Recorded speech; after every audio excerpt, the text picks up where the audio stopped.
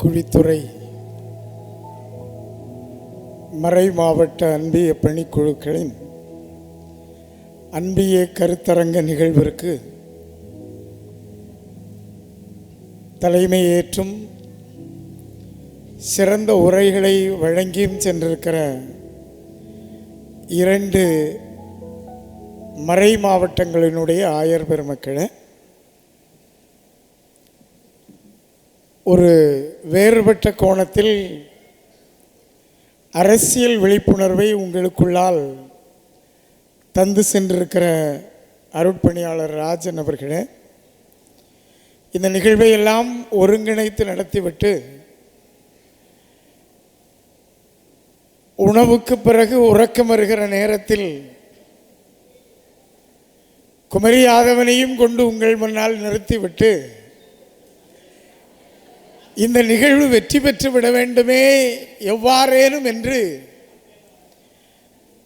தன் தாயை நினைத்து கொண்டா, இல்லை நம் அனைவர் தாயையும் நினைத்து கொண்டா அவர் பாடினார் என்று எனக்கு தெரியவில்லை.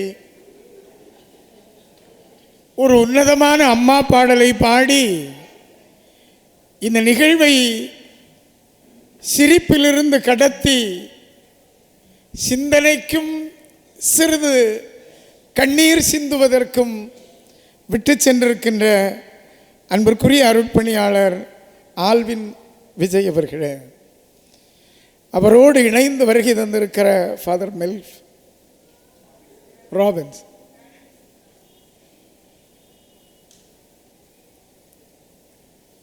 அவரோடு இணைந்து பயணிக்கின்ற அருட்தந்தை அவர்களே, அருட்சகோதரிகளே, நீங்களெல்லாம் ஒவ்வொரு பங்கிலிருந்தும் தேர்ந்தெடுக்கப்பட்ட ஐவர்.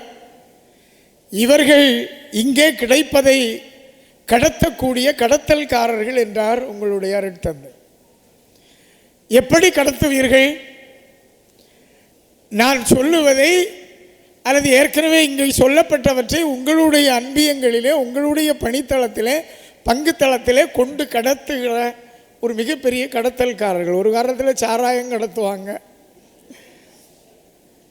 அரிசி கடத்துவாங்க, ஆனால் நீங்கள் நற்செய்தியை கடத்துகிறீர்கள். எனவே உங்கள் அத்தனை பேரையும் நான் வணங்குகிறேன், வாழ்த்துகிறேன். இந்த நேரம் உங்களுக்கான பொன்னான நேரம். 600 பேர் இருந்தாங்க ஐயா, கொஞ்சம் பேர் போயிட்டாங்க அப்படின்னாங்க. நாம் கூட்டத்திற்காக பேசவில்லை, குறிக்கோளுக்காக பேசுகிறோம். எனவே நீங்கள் இருக்கிறவர்கள் பாக்கியசாலிகள் என்று நான் கருதி கொள்ளுகிறேன். குடும்பம் நேற்றும் இன்றும். அருட்தந்தை அவர்கள் ஒரு அம்மா பாடலை பாடிய காரணத்தால் நான் அங்கிருந்தே ஆரம்பிக்கிறேன். ஆதியில் குடும்பத்தின் தலைமை தாயிடம்தான் இருந்தது. ஓர் 1000 ஆண்டுகளுக்கு பிறகு, சங்க காலத்திலிருந்து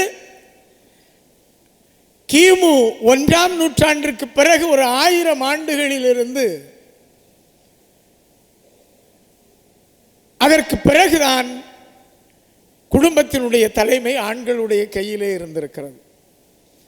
என்னுடைய பார்வையிலே மீண்டும் அது பெண்களுடைய கைக்கு வந்திருக்கிறது என்பதனுடைய வெளிப்பாடுதான் இவ்வளவு பெண்கள் இந்த அரங்கிலே நீங்கள் கூடியிருக்கிறீர்கள் என்று நினைக்கிறேன். ஒரு பந்தை தண்ணிக்குள்ளால ரொம்ப வேகமாக நீங்கள் ரப்பர் பந்தை அழுத்தி பாருங்க, ப்ராக்டிக்கல் சயின்ஸ்.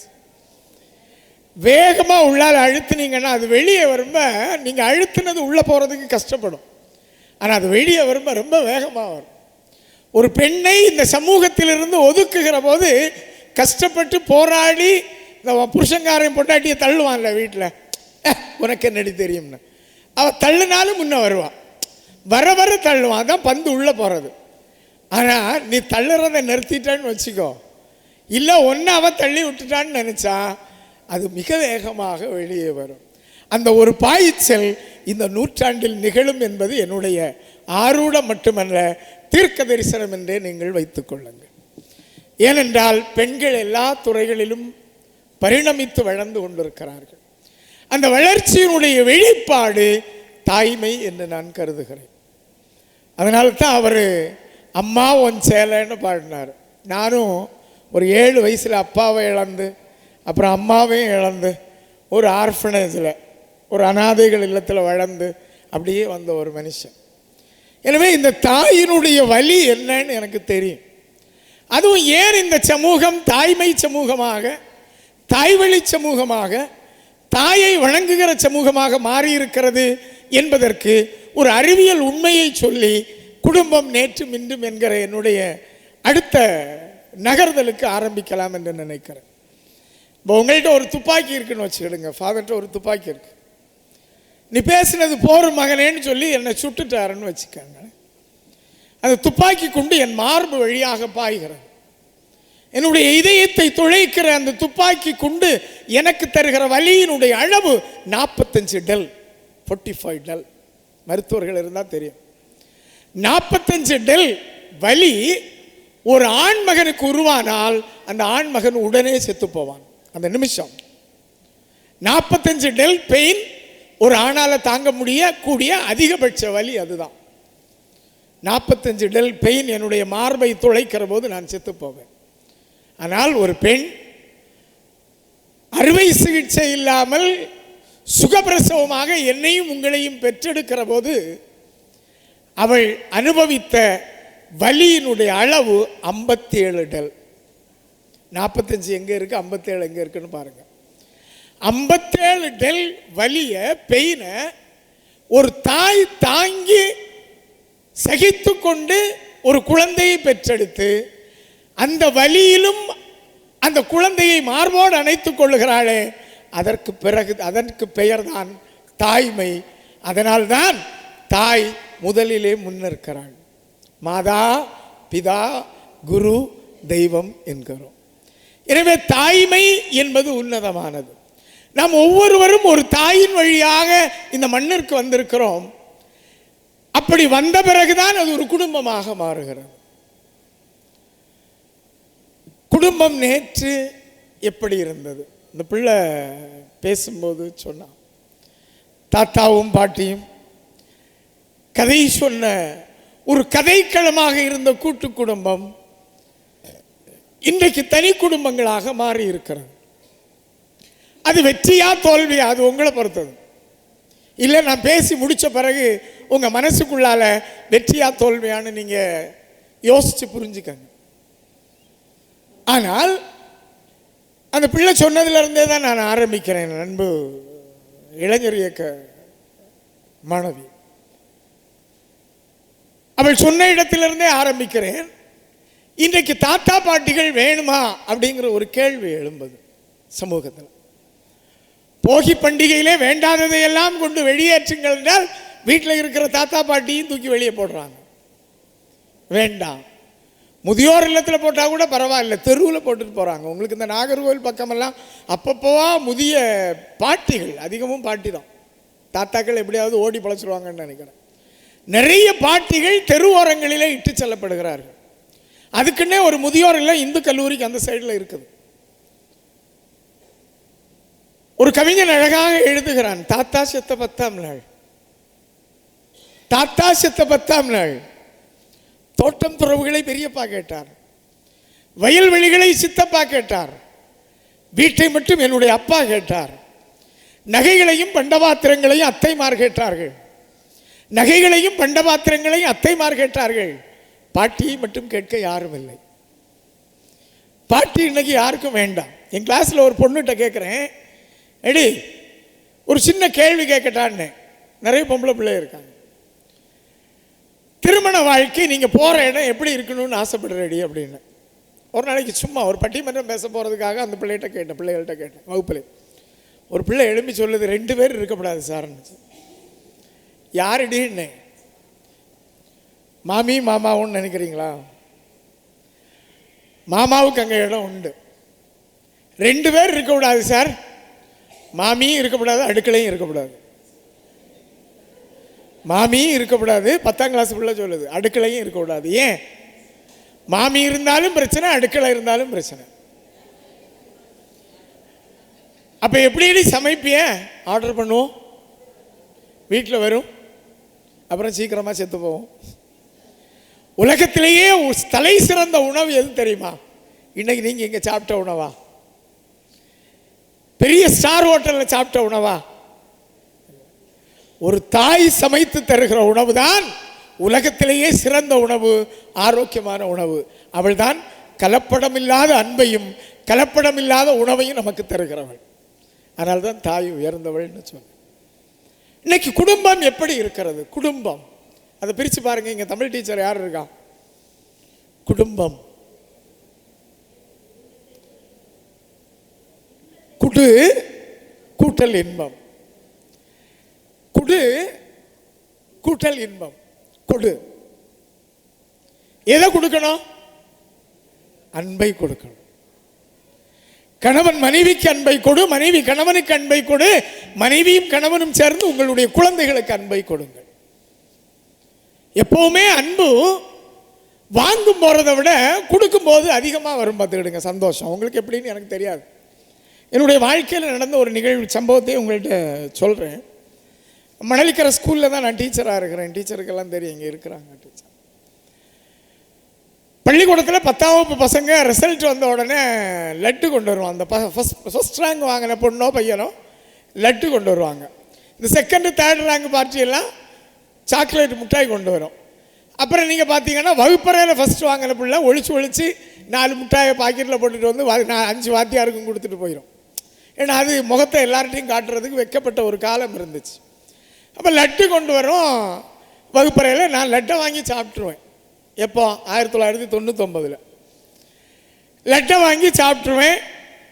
அந்த இடத்துல சாப்பிட்டுட்டு முடிச்சுருவோம். இல்லை பக்கத்தில் பையன் வந்தான்னா கொஞ்சம் பொடிச்சு கொடுப்போம். ஆனால் 1999 மே மாதம் 13ஆம் தேதி எனக்கு கல்யாணம் ஆகிடுச்சு. அதுக்கப்புறம் அந்த ஜூன் மாதத்தில் பிள்ளைங்க லட்டு கொண்டு வந்தாங்க. உண்மையிலே நடந்த விஷயந்தான் சொல்கிறேன். அந்த லட்டை கையில் வாங்கினோடனே சாப்பிட தோணலை. அப்படியே கையில் வச்சுருக்கேன். லட்டு வாங்க முடியாத விஷயமெல்லாம் கிடையாது. அந்த லட்டை அப்படியே கையில் வச்சுட்டு நினைக்கேன், லட்டு வீட்டில் ஒரு ஆள் இருக்கே அப்படின்னு அப்படி தோணுது. யதார்த்தம். ஒரு ஆண்மகன் எல்லாரும் இப்படி இருக்கலாம், எனக்கு தெரியாது. சாமியாருக்கு கொடுக்க முடியாது. நம்ம என்ன ஒன்று, நீங்கள் கொடுத்து வச்சது அவ்வளவுதான். நான் லட்டை அப்படியே எடுத்துக்கிட்டு ஒரு பையன் கேட்டே, ஒரு அந்த வேஸ்ட் பேப்பர் ஒன்று கொடுறா, ஒரு பேப்பர். அவன் பேப்பர் தானே, அந்த பேப்பரில் மடக்கி டேபிளில் வச்சுட்டு மேக்ஸ் A+B² எடுக்க ஆரம்பிச்சிட்டேன். கிளாஸ் முடிஞ்சோடனே அதை எடுத்துகிட்டு அப்படியே வந்தேன். மத்தியானம் சாப்பிட்டுக்கிட்டு அந்த டிஃபன் பாக்ஸ்லேயே வச்சு மூடி வீட்டுக்கு கொண்டு வந்து என் ஒய்ஃப்கிட்ட சொன்னேன், எடி இன்னைக்கு பிள்ளை ஃபஸ்ட் ரேங்க் எடுத்திருந்தா, லட்டு கொண்டு வந்தா, லட்டு வாங்கிட்டு வந்தேன், அது உனக்கு கொண்டு வந்திருக்கேன், இதில் இருக்குது அப்படின்னு. உடனே அவன் அந்த டிஃபன் பாக்ஸை திறக்கிறான், லட்டை எடுக்கிறான், 2ஆக உடைக்கிறான், பாதி எனக்கு ஊட்டி விடுறான், பாதி அவளே சாப்பிட்டான். நான் லட்டை என்னுடைய மனைவிக்கு கொடுத்த போது நான் சாப்பிட்டதை விட சந்தோஷமாக இருந்துச்சு. அப்புறம் ஓராண்டு கழிஞ்ச உடனே எனக்கு ஒரு பிள்ளை பிறந்துச்சு. அப்புறம் இன்னொரு 2-3 ஆண்டு கழிஞ்ச உடனே இன்னொரு பையன் பிறந்தான். அப்பவும் லட்டு கொண்டு வந்துச்சு. நான் அந்த பிள்ளை லட்டை தந்தோடனே உண்மையாக உள்ளது, இதில் ஒரு பொய்யும் இல்லை. ஒரு லட்டை தந்தோடனே அந்த பிள்ளைகிட்ட கேட்குறேன்டே, எனக்கு இன்னொரு லட்டு கொடுக்குறியா அப்படின்னு. உடனே அந்த பிள்ளை என்ன சார்னு என்ன பார்த்துச்சு, இவர் பயங்கரமாக தின்றுவார் போல இருக்கேன். உடனே 2 லட்டை தந்துச்சு. நான் 2 லட்டையும் ஒரு பையன் 2 அது போல் பேப்பரை வாங்கி பொதிஞ்சு வச்சுட்டு மத்தியானம் டிஃபன் பாக்ஸில் வச்சு கொண்டு வர்றேன். வீட்டம்மாட்ட சொன்னேன், இன்றைக்கி நம்ம வேணும்னா 2 லட்டு கேட்டு வாங்கினேன்டி அப்படின்னு. அவன் டிஃபன் பாக்ஸை திறந்துட்டு 2 லட்டையும் வச்சுட்டு இப்படி பார்த்துக்கிட்டே இருக்கான். பார்த்துக்கிட்டே இருந்தவன் இன்னும் கொஞ்சம் நேரம் தாண்டுது, பிள்ளைங்க உள்ளே வந்தாச்சு. எங்கேயோ வெளியில் அண்ணன் வீட்டுக்கெல்லாம் போன பிள்ளைங்க வந்தோடனே 2 லட்டையும் பிள்ளைகிட்ட கொடுத்துட்டான். எனக்கும் தரல, அவளும் சாப்பிடலை, 2 பிள்ளைகள்கிட்ட கொடுத்துட்டா. 2 பேரும் இருந்து இந்த அணில் குறைச்சது மாதிரி 2 பிள்ளைகளும் குறைக்கிறாங்க. எங்களுடைய மகிழ்ச்சி எப்படி இருந்ததென்றால், நான் ஒத்தைக்கு சாப்பிட்டதை விட, எனக்கு அவள் ஊட்டி விட்டதை விட, என் குழந்தைகள் 2 பேரும் சாப்பிடுகிற போது அதை பார்த்து ரசித்த அந்த மகிழ்ச்சி தான் பெருமகிழ்ச்சியாக இருந்தது. அதனால தான் சொன்னேன், குடும்பம் என்றால் கொடு ப்ளஸ் இன்பம். நாம் மற்றவர்களுக்கு கொடுப்பவர்களாக மாற வேண்டும். அது அன்பையாக இருக்கலாம், பொருளையாக இருக்கலாம். எது நம்மிடம் இருக்கிறதோ அதை பிறருக்கு கொடுக்கிற போதுதான் மகிழ்ச்சி நம்மிடம் பெருமகிழ்ச்சியாக மாறும் என்பதை உங்களுடைய இதய கூட்டுக்குள் நான் பதிவிட ஆசைப்படுகிறேன். சரி, இந்த வாழ்க்கையில் துன்பம் வருமா? குடும்ப வாழ்க்கையில் துன்பம் வருமா? உங்களுக்கெல்லாம் எப்போ துன்பம் வந்ததுன்னு தெரியாது. எனக்கு கல்யாணம் ஆன ஒரே வாரத்தில் துன்பம் வந்துச்சு. ஏன்னா அம்மா இல்லை, அப்பா இல்லை, தனியாக வீடு வச்சுட்டேன். நாகாலாண்டில் இருந்து டீச்சராக இருந்து அங்கே சம்பாதிச்ச ரூபாயில் வீடு வச்சுட்டேன். கல்யாணம் ஆகிடுச்சு. கல்யாணம் ஆன உடனே எல்லோரும் தான் சொல்லுவோமே, எங்கேயாவது போவோம், ஹனிமூன்னு சொல்லுவாங்கல்ல, எங்கேயாவது போவோம். இப்போல்லாம் ஹனிமூன், அப்போ அப்படி இல்லை. என் பொண்டாட்டிகிட்ட கேட்டு நம்ம எங்கேயாவது போமாடி அப்படின்னு. உடனே நான் எங்கள் அம்மாட்ட கேட்டு சொல்லி அப்படின்னா, சரி உங்கள் அம்மாட்ட கேளு. அம்மாட்ட கேட்டுட்டு சொன்னால் அம்மா சொல்லுது வேளாங்கண்ணிக்கு போகணுமாம்னா. வேளாங்கண்ணிக்கா, சரி போவோம். அப்புறம் வேளாங்கண்ணிக்கு போயிட்டு கொடைக்கானல் வழியாக வருவோம் என்ன. அது சரி, முதல்ல வேளாங்கண்ணிக்கு தான் போகணும்னா. எனக்கு வேணால் வேளாங்கண்ணியில் இருந்திருக்கு, நான் என்ன பண்ணது. வேளாங்கண்ணிக்கு கூட்டிகிட்டு போயாச்சு, மாதாவை எல்லாம் கும்பிட்டாச்சு, காணிக்க போட்டாச்சு. ஆண்டவரே நல்ல பொண்டாட்டியா வளர்த்து காத்து தா கடவுளேன்னு நான் வேண்டினேன். அவள் என்ன வேண்டினாலோ எனக்கு தெரியாது. அடுத்து தான் வருது சம்பவமே. இந்த கடல் பார்க்க போவோம்னு சொன்னான். நான் சின்னதில் எங்கள் அம்மா அப்பா கூட்டிகிட்டு வந்தாங்கன்னா நான் சொன்னேன் எங்கேயும் நாங்களும் டூருக்கு வந்திருக்கோம் அப்படின்னு. சரி கடல் பார்க்க போவோம்னு ஜோடியாக நாங்கள் 2 பேரும் கையை பிடிச்சிக்கிட்டே நடக்கிறோம். திடீர்னு எனக்கு வேகத்துக்கு அவளுக்கு நடக்க முடியல, கொஞ்சம் இவ்வளோவில் பின்தங்கினா. சரி வா அப்படின்னு சொல்லிக்கிட்டு நான் நடந்துக்கிட்டே இருக்கேன். நமக்கு தான் பயம் இல்லையே, இல்லையா? கன்னியாகுமரியில் பார்த்தா தெரியும், வெளிநாட்டுக்காரன் பொண்டாட்டியை கையை பிடிச்சி இறுக்கி பிடிச்சிட்டு போவான், பார்த்துருக்கீங்களா? விட்டால் வேற ஒருத்தனை கூட ஓடிடுவான். ஆனால் தமிழர்களுக்கு ஒரு நம்பிக்கை, கணவன் முன்ன போவான், 8 அடிக்கு பின்னால் பொண்டாட்டி வருவா, அவனுக்கு பயமே கிடையாது. இவன் நம்ம வீட்டுக்கு தான் வருவான், வேறு எங்கேயும் போக மாட்டான். அது நம்முடைய பண்பாடு, நம்முடைய கலாச்சாரம். நானும் என் பொண்டாட்டி பின்னால் வர்றேன், நானும் வந்துக்கிட்டே இருக்கிறேன். திடீர்னு இந்த கையை இப்படி வச்சுக்கிட்டு ஒரு காணல, அதெல்லாம் இல்லை, நீங்கள் உங்கள் கற்பனைக்கெல்லாம் இது எட்டாது. ஒரு நாறு பெட்டியை வச்சுட்டு இப்படி கையில் வச்சுக்கிட்டு ஒரு கம்பு குச்சியும் வச்சுட்டு ஒரு பொம்பளை வர்றான். நேராக வந்தவன் எங்கள் 2 பேரையும் பார்த்துட்டா, அவள் பின்னால் தான் வர்றான். அவளுக்கு தெரியுது இதான் காணும் பார்ட்டிக்க ஆளுன்னு. உடனே ஏன்ட்ட ஓடி வந்து அண்ணே கையை காட்டுங்க அப்படின்னா. கேட்ட பொம்பளை என்னோட ஒரு 15 வயசு கூட இருக்கும், 10-20 வயசு. அண்ணன் என்ன அண்ணான்னு கூப்பிட்டுட்டா, அண்ணா கையை காட்டுங்கண்ணா. நான் சொன்னேன் கையை யார்ட்டையும் காட்டுறது இல்லைன்னு. ஏன்னா எனக்கு இதில் நம்பிக்கை இல்லைன்னு. உங்களுக்கு நம்பிக்கை இல்லைன்னாலும் உங்கள் மனைவிக்காக காட்டுங்க அப்படின்னா. மனைவிக்காகவும் நான் காட்ட முடியாது, ஏன்னா இதை நான் ஏற்கனவே அவள்கிட்ட காட்டியாச்சு, அதனால் இங்கே காட்ட முடியாது. நான் போகிறேன், எனக்கு இதில் நம்பிக்கை இல்லை, வேணும்னா உங்களுக்கு 10-20 ரூபா தரேன்னு ஒரு 20 ரூபாவை எடுத்தேன். நான் என்ன 20 ரூபாவுக்கு அலந்தா கிடக்கேன் அப்படின்னா. சரி பிரச்சனை இல்லை, நான் போகிறேன், ஏய் வா அப்படின்னு வேகமாக அவள்கிட்ட சொல்லிக்கிட்டு நான் கொஞ்சம் வேகத்தை கூட்டினேன். இவ்வளவு கேப்புக்குள்ளே என் பொண்டாட்டிகிட்ட அவள் பேசிட்டான். வெண்ணெய் எங்கே வருதுன்னு பார்த்துக்கிடுங்க. பார்த்துட்டு உன் முகத்தை பார்த்தாலே எனக்கு பரிதாபமாக இருக்குன்னாலாம். சொல்லிட்டு சொன்னாலாம், உன் தலையில் இருக்குல்ல மல்லிப்பூ, ஆமாம், அந்த பூவை கடலில் போன உடனே உன் புருஷனுக்கு கையில் கலத்தி கொடுத்துக்கிட்டு கடலில் எரிய சொல்லு. கடலில் பூ தாந்துன்னா உன் புருஷன் கற்புள்ளவன், பூ தாழலைன்னா உன் புருஷனுக்கு கற்பு இல்லை. அதை நீ புரிஞ்சுக்கணும். குண்டு வெட்டியாச்சா குண்டு. அந்த பொம்பளைகிட்ட நான் கை காட்டி ஜோசியம் பார்த்து 100 ரூபா கொடுக்கலங்கிறதுக்காக எப்படி பழி வாங்கிட்டா பார்த்தீங்களா? கடற்கரைக்கு போயாச்சுனோடனே என் பொண்டாட்டி சொல்லியா அவங்க இப்படி சொன்னாங்கன்னா. நான் சொன்னேன், இவ்வளோ குறி சொல்லியதெல்லாம் போயிடி, நீ நம்பாத. ஒரு கம்யூனிஸ்டுக்காரருக்கு வீட்டிலேருந்து நீ வந்திருக்க, உங்கள் அப்பா ஒரு தீவிரமான கம்யூனிஸ்ட்டு, இதை நம்பாத. என்னத்தை இருந்தாலும் என்னத்தை இருந்தாலும் சும்மா நான் உங்களை சந்தேகப்படவா போகிறேன்? நீங்கள் எரிஞ்சு பாருங்க, அவ சொன்னது பொய்யா உண்மையானு பார்த்து தெரிஞ்சிடும் இல்லையா? நான் எனக்கு விரைக்குது, யோசிச்சு பார்க்கேன். எங்கேயாவது மல்லிப்பூவோ பிச்சி பூவோ தண்ணியில் எரிஞ்சா அது தாழ்ந்து போனதா வரலாறு உண்டா? நான் சொன்னேன் ஒன்றும் பிரச்சனை இல்லை, ஆனால் அது தாழாதுடின்னு. வேளாங்கண்ணிக்காக வந்திருக்கோம், இது மாதாவுக்கு அருளில் தான் அவிய வந்து சொன்னது. நீங்கள் போடுங்கன்னா இப்படி முகம் எல்லாம் கருத்தாச்சு. நான் யோசித்தேன், சரி பரவாயில்ல, எப்படி இன்னைக்கு மாட்டுதான், இன்னைக்கு நம்ம நிலைமை இன்னோட முடியுது, குடும்ப வாழ்க்கை அன்பியத்தில் மலருதா எங்கே ஒட்டையுதுன்னு பார்த்துட்டு பட்டுன்னு ஸ்ட்ரைக் அவுட் ஆகுது. நீ பூ எடு அப்படின்னு பூவை எடுத்துட்டான். ஆமாம், நீ மாதாட்ட மந்திரம் வேண்டுறேன்னு தானே சொன்னேன். ஆமாம், நானும் ஒரு 2 நிமிஷம் வேண்டிடுறேன், நீ கொஞ்சம் நீங்கி நில்லுன்னேன். என் பொண்டாட்டி நீங்கி நின்னா. இதுதான் கரண்ட் ஐடியாலஜி. வேறு ஆம்பளைகளுக்கு பிரயோஜனப்படும். பட்டுன்னு நான் இப்படி கையை வைக்கிறேன், என் பாக்கெட்டில் தட்டுது ஒரு சம்படி சில்லறை. இந்த அங்கங்கேயே அந்த உட்கார்ந்துருப்பாங்க, அவங்களுக்கெல்லாம் போடுறதுக்குன்னு நான் வச்சுருந்தேன் 5 ரூபா துட்டெல்லாம். அவள் அந்த சைடு பார்த்தது தான். நச்சுன்னு பாக்கெட்டுக்குள்ள எடுத்தேன், வச்சேன், ஒரு சுருட்டு அதையே வச்சு சுற்றினேன். சுற்றிக்கிட்டு எப்படி எறிவமான்னு எறிங்கண்ணா எரிஞ்சேன். பூவை காணவே இல்லை. ஏன் புருஷன் கற்ப ஸ்ட்ராங்ட்டா.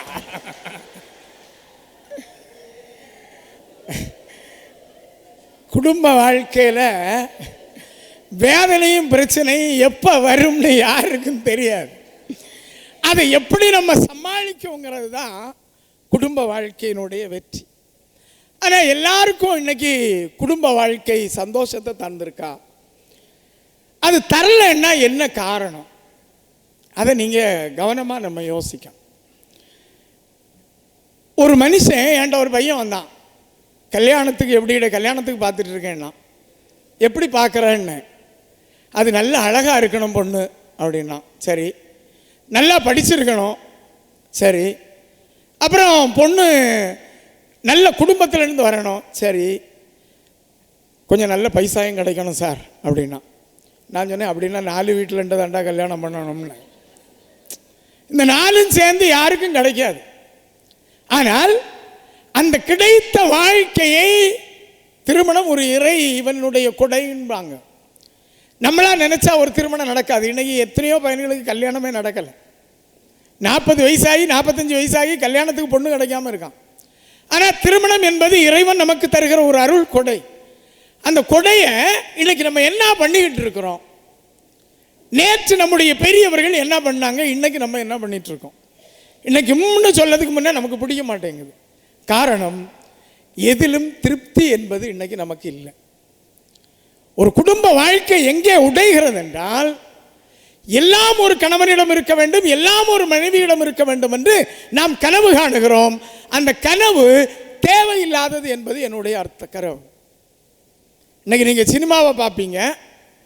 சினிமாவில் பயங்கரமாக எல்லாம் காமிப்பாங்க. பயங்கரமாக பாடல் காட்சி வரும், காதல் காட்சி வரும், சந்தோஷம் வரும், எல்லாம் வரும். ஆனால் சினிமா வேறு, வாழ்க்கை வேறு என்பதை தயவு செய்து புரிந்து கொள்ளுங்கள். சினிமா 3 மணி நேரத்தில் 60 வருஷம் நடந்ததை காமிக்கும். அதில் இருக்கிற எடிட் பண்ணி நடந்த சங்கடங்களெல்லாம் தூக்கி தூர போட்டுக்கிட்டு சந்தோஷத்தை நம்மகிட்ட காட்டுறோம். ஆனால் வாழ்க்கை இன்பமும் துன்பமும் கலந்து வருவது. வாழ்க்கையில் எல்லா மனுஷன்ட்டையும் எல்லாம் இருக்காது, எல்லா பொருத்தமும் இருக்காது. ஆனால் நமக்கு என்ன, நம்ம என்ன நினைக்கிறோம்? யாம் புருஷனுக்கு எல்லா வீட்லேயும் நிறைய இருக்குங்க, பெண்கள் நிறைய இருக்கிறீங்க. அதனால சொல்கிறேன், ஒவ்வொரு மனைவிக்கும் என்ன தோணுதுன்னா, என்னுடைய கணவனை விட இன்னொருவருடைய கணவன் உண்மையிலே உசத்தி. ஆனால் உள்ளே அங்கே என்ன நடக்குதுன்னு நமக்கு தெரியாது. நம்ம தெரியாமலே என்ன பண்ணிடுறோம்னா, குடும்பங்களை இன்னைக்கு நம்ம உடைச்சிக்கிட்டே இருக்கிறோம். குடும்பங்கள் இன்னைக்கு உடைஞ்சி சிதறதுன்னா அதற்கு நான் என்னுடைய வாழ்வியல் அனுபவத்தில் கண்ட மிகப்பெரிய உண்மை என்னவென்றால் கம்பாரிசன். இன்னொரு குடும்பத்தையும் நம்ம குடும்பத்தையும் கம்பேர் பண்ணி குழப்பக்கூடிய ஒரு சூழல் இன்றைய தம்பதியர்களிடம் நிறைந்து காண கிடக்கிறது. ஒரு கோட்டஸ் பார்த்துக்கிடுங்க, இந்த அரசு ஊழியர்களுக்கான கோட்டஸ் ஒன்று. அதில் முதல் வீடு ஒரு வாத்தியார் வீடு, கவர்மெண்ட் ஸ்கூலில் வேலை பார்க்குற வாத்தியார் வீடு. 2வது வீடு ஒரு கண்டக்டர் வீடு. 3வது வீடு ஒரு டிரைவர் வீடு. 4வது வீடு ஒரு போலீஸ்காரர் வீடு.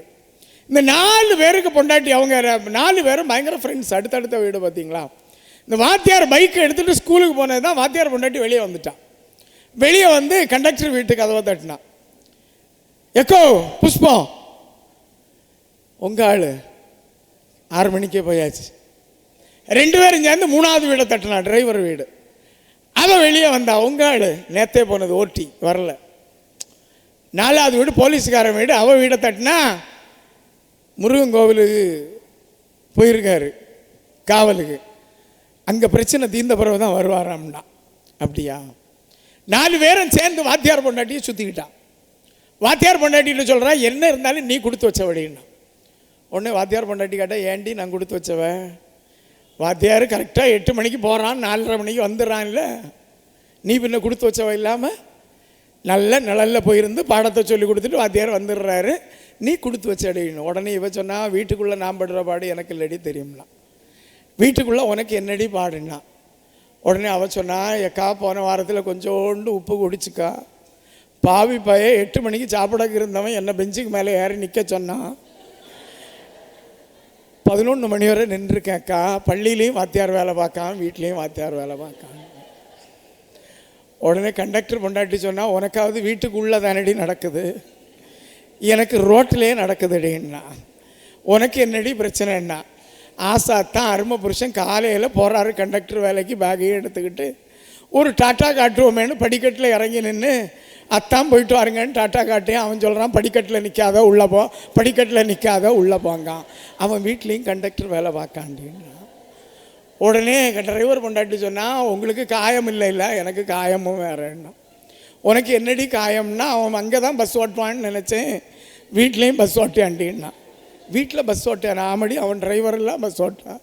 எங்கடி பஸ் ஓட்டான்? கட்டிலில் தாண்டி ஓட்டுறான் அப்படின்னா. கட்டிலில் பஸ் ஓட்டுறானே, அது எப்படின்னா. உடனே அவள் சொன்னா, வேற ஒன்றும் இல்லடி, பஸ்ஸுன்னு ஓட்டான், எனக்கு கொண்ட முடிய பிடிச்சி கியர் போடான், இடது படக்கம் கிடக்க பயனை பிடிச்சி சவுட்டுன்னு சவுட்டி அவன் பிரேக்குன்னு சவுட்டுறான்டி அப்படின்னு. போலீஸ்காரன் பொண்டாட்டி சொன்னால், அவங்களுக்கு அடியும் சவுட்டு இதெல்லாம் தானே, எனக்கு டெய்லி 500 ரூபா நோட்டு போகுதுடின்னா. 500 ரூபா நோட்டு எதுக்கடி போகுதுன்னா, ராத்திரி வருவான் என் பையன், ஏன் கிழக்கா கிடக்கான், அவன் ஏன் மேக்கா கிடக்கான், நீ ஏன் ஒரு மாதிரி பார்க்கம்பான். 500 ரூபா தாளை எடுத்து நீட்டுவேன், அப்படியே பொஸ்க்குன்னு விட்டுருவேன். என் குடும்பம் இப்படி நாரி கிடக்குன்னு. இந்த 4 பெண்களுடைய வாய்ப்பேச்சையும் நீங்கள் ஒன்று கம்பேர் பண்ணி பாருங்கள். வாத்தியார் தான், நல்லவர் தான், ஆனாலும் அந்த பொண்ணுக்கு திருப்தி இல்லை. கண்டக்டர் தான், நல்லவர் தான், உள்ள போன்னு தான் சொன்னார், ஆனாலும் அவளுக்கு திருப்தி இல்லை. டிரைவருக்கு வீட்லேயும் அப்படி தான், எல்லாரும் வீட்லேயும் அப்படி தான். அப்போ திருப்திங்கிறது எப்போ வரும்? அல்லது மகிழ்ச்சி என்பது எப்போ வரும்? நிறைவு என்பது எங்கே வரும்? பிறரை எப்போது நீங்கள் கம்பேர் பண்ணுறத, அவளை போல் வாழ்க்கை, அவனை போல் வாழ்க்கை எனக்கு இல்லையே என்று எப்போ நீங்கள் அடுத்தவங்களை கம்பேர் பண்ணுறீங்களோ, அப்போ நம்முடைய நிம்மதி கெட்டு போகிறது. இதை நீங்கள் உங்கள் இதே கூட்டுக்குள்ளே நான் போடுற இன்னொரு விஷயம், இதை நீங்கள் வச்சுக்கங்க. இன்னொரு மிக முக்கியமான விஷயம் என்னென்னா, இன்றைக்கெல்லாம் நம்முடைய உறவுகள் என்ன ஆகி போய்க்கணும். கணவன் மனைவி உறவு இப்படி இருக்குன்னா, நான் ஏற்கனவே ஒரு கவிதை சொன்னேன், ஒரு தாத்தா பாட்டியினுடைய நம்முடைய மூதாதையர்களை கவனிக்கிற உறவும் நம்மகிட்ட இன்னைக்கு இல்லை. இங்கே எத்தனை பேருக்கு வீட்டில் எத்தனை பேருக்கு அம்மா உயிரோடு இருக்காங்க? கை தூக்குங்க. ஐயோ, நிறைய பேருக்கு இருக்காங்க. பாவம், எனக்கு தான் இல்லை. நிறைய பேருக்கு இருக்காங்க. நீங்கள் எல்லாம் கொடுத்து வச்சவங்க. உங்களுடைய தாய்க்கு செய்ய வேண்டிய கடமையை நீங்கள் தயவு செஞ்சு செய்யுங்க. ஏன்னா நம்முடைய குழந்தைகள் நம்மை பார்த்து கொண்டிருக்கிறார்கள். நீங்கள் எப்படி உங்களுடைய வாழ்க்கையை அமைத்துக் கொள்ளுகிறீர்களோ அப்படித்தான் நம்முடைய குழந்தைகள் நம்மை நடத்த போகிறார்கள். நீங்கள் என்னதான் அறிவுரை சொன்னாலும் உங்களுடைய குழந்தைகள் கேட்க போகிறதே இல்லை. நீங்கள் சொல்லி யாராவது உங்கள் குழந்தைங்க கேட்டிருக்கா? கேட்காது. ஆமாம் அப்படிங்கும், ஆனால் செய்யாது. ஆனால் நீங்கள் செய்து பாருங்க, அந்த குழந்தை ஒரு குரங்கு மாதிரி தான். நீ கவனமாக அப்சர்வ் பண்ணுங்க. ஒரு குரங்கு, நீங்கள் ஒரு தொப்பியை வச்சுருந்தீங்க, உங்கள் ஃப்ரெண்டுக்கு தொப்பியை ஒரு குரங்கு தூக்கிட்டு போயிடுச்சு. நீங்கள் என்ன பண்ணுவீங்க? பக்கத்தில் இருக்கிறவரும் ஒரு தொப்பியை எடுத்து இப்படி வச்சு காமிச்சிட்டு, குரங்கு மேலே தொப்பியை வச்சுட்டு இருக்க, நீங்கள் தொப்பியை தூர வீசி பாருங்கள், அது என்ன பண்ணும்? தொப்பியை தூர வீசும். உங்கள் குழந்தை அலைபேசியை எடுத்து வச்சுருக்குன்னா அதுக்கு காரணம் நீங்கள் முதல்ல அலைபேசியை கையில் எடுத்து வச்சு தேய்ச்சிக்கிட்டு இருக்கீங்க. நீங்கள் தேய்க்கிறத நிறுத்துங்க, அலைபேசியை மாற்றுங்க, தொலைக்காட்சி பெட்டியில் விழுந்து கிடக்கிறதுலேருந்து வெளியே வந்து புத்தகங்களை எடுத்து வாசிங்க, தாத்தா பாட்டியோட இருந்து நல்ல கதை பேசுங்க. ஆட்டோமேட்டிக்காக உங்கள் குழந்தைங்க உங்கள் முன்னால் வந்திருப்பாங்க. இன்னொரு எக்ஸாம்பிள் சொல்கிறேன். குடும்ப ஜெபமாலை செய்வீங்க வீட்டில், நீங்கள் சேர்ந்திருந்து செய்தால் அந்த பிள்ளையும் வந்து உட்கார்ந்துருக்கும். அதில் அப்பாவோ யாராவது ஒரு ஆள் ஆப்சண்ட்னு அந்த பிள்ளையும் அங்கே காணாது, வெளியே போயிடும். நீ செய்யுமா அப்படிங்க. நாம் என்ன செய்கிறோம் என்பதை நம்முடைய குழந்தைகள் பார்க்கிறார்களே ஒழிய நம்முடைய சொற்களை அவர்கள் ஏற்றுக்கொள்வதோ கவனிப்பதோ இல்லை. அதனால தான் சொன்னான், சொற்களை விட செயல்கள் தான் உரத்து பேசும் என்கிறான். நம்முடைய செயல் எப்படி இருக்கு, நம்ம எப்படி வாழ்ந்துகிட்டு இருக்கிறோம், நம்முடைய வாழ்க்கை முறை எப்படி இருக்கு, நம்ம அம்மா அப்பாவை எப்படி கவனிக்கிறோம், நம்ம மாமா மாமியை எப்படி கவனிக்கிறோம், இதை அந்த குழந்தை உற்று கவனிக்கிறது என்பதை ஒருபோதும் நீங்கள் மறந்து விடாதீர்கள். வீட்டில் நீங்கள் சண்டை போட்டுட்டு இருந்தா அந்த பிள்ளையும் சண்டை தான் போடும். வீட்டில் அப்பா கெட்ட வார்த்தை பேசுதுன்னா பிள்ளையும் பள்ளிக்கூடத்தில் வந்து கெட்ட வார்த்தை பேசுகிறான். என்னுடைய மாணவர்களின் மறுபக்கம் புத்தகத்தை நீங்கள் படிச்சீங்கன்னா தெரியும். என் வகுப்பில் ஒரு பையன் என்னைக்கும் கெட்ட வார்த்தை பேசுவான். அவனை என்ன பண்ணாலும் திருத்த முடியலைன்னா முடியவே இல்லை. இந்த செங்கோடி பக்கத்தில் இருந்து யாராவது இருந்தால் போய் சொல்லி கொடுத்து போடாதுங்க. திருத்தவே முடியல. ஒரு நாள் நான் என்ன பண்ணேன்னா இந்த பையனுக்கு வீட்டுக்கே போயிட்டேன். இவ்வளவு கெட்ட வார்த்தை பேசுகிறானே, இவங்க அம்மா அப்பாட்ட சொல்லி ஒன்று திருத்தணும்ல. நான் அங்கே போகிறேன், வீட்டு வாசலில் முற்றத்தில் அந்த பையன் அந்த வாசலில் இப்படி நிற்கான். என்ன கண்டோன்னே சார்னா அங்கே பின்பக்கம் பயங்கர கெட்ட வார்த்தை கேட்குது. இவன் இங்கே நின்றுக்கிட்டு சார் வாங்க, நான் உள்ளே போனேன். இவன் அங்கே நின்று சத்தம் போட எம்மோ எம்மோ எம்மோ புவால நாய அப்படின்னா எம்மோ சார் பிடுங்கினாரு. அங்கே பின் வீட்டு காம்பவுண்டில் போய் பிடிச்சிக்கிட்டு நின்றுக்கிட்டு அடுத்த வீட்டுக்காரிய ஐயோ டேஸ் டேஸ் டேஸ் டேஸ், அது இந்தியா தெலுங்கா கன்னடமா எனக்கு தெரியவே செய்யாது. நான் அப்படியே அந்த பையனை பிடிச்சி கையை குலுக்கிட்டு, நல்ல குடும்பம், பல்கலைக்கழகம், வாழ்க, நான் அவங்க அம்மாட்ட சொல்லி ஒன்றை திருத்தணும்னு நினச்ச மக்களே, இனி நீ எனக்கு மக்கள், அந்த பார்ட்டியை விட்டு நம்ம பள்ளியில் சந்திப்போம்னு சொல்லிட்டு வந்துட்டேன். நான் அதை பதிவு பண்ணியிருக்கேன். ஏன்னா அம்மாவே இந்த அறுப்பு அறுக்கும்போது பையன் பள்ளிக்கூடத்தில் அறுத்தது அதில் 10ல் 1 பங்கு தான். ஏன்னா நாம் எப்படி வாழ்கிறோம் என்பதை குழந்தைகள் பார்த்து கொண்டே இருக்கிறார்கள். அதை புரிஞ்சுக்கங்க. நம்முடைய வாழ்க்கை எப்படி இருக்கிறது, மாமியாரும் மருமகளும் சண்டையெல்லாம் இப்போ கொஞ்சம் குறைவு தான் நினைக்கிறேன். அப்படி தானே இல்லையோ? சண்டை உண்டா? அண்மையில் ஒரு சண்டை கேள்விப்பட்டேன். ஒரு வீட்டில் மாமியாருக்கும் மருமகளுக்கும் திடீர்னு சண்டை வந்திருக்கு. இந்த சண்டை வந்த உடனே என்ன பண்ணியிருக்கான்னா, மருமவ கிளம்பி உனக்கெல்லாம் நான் சமைச்சு போடியதெல்லாம் இனி நடக்காதுன்ட்டான். அந்த பொம்பளைக்கு சமைக்கிறதுக்கு வேற தெரியாது. அந்த வீடு புதிய வீடு போட்டது, கேஸ் ஸ்டவ் தான் இருந்துச்சு. அந்த வயசான பாட்டிக்கு கேஸ் ஸ்டவ்வில் சமைக்க தெரியாது.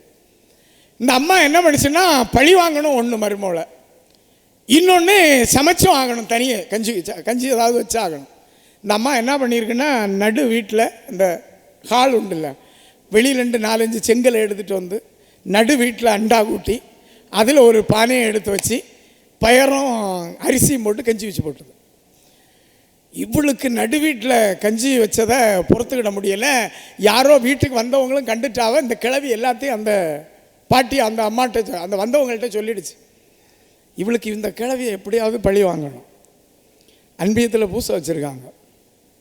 பூசை வச்சாகல சாமியார் சொல்லியிருக்காரு, விசுவாசிகளே உங்களுடைய மன்றாட்டுகளை எல்லாம் இறைவன் பால் எழுப்புங்கள்.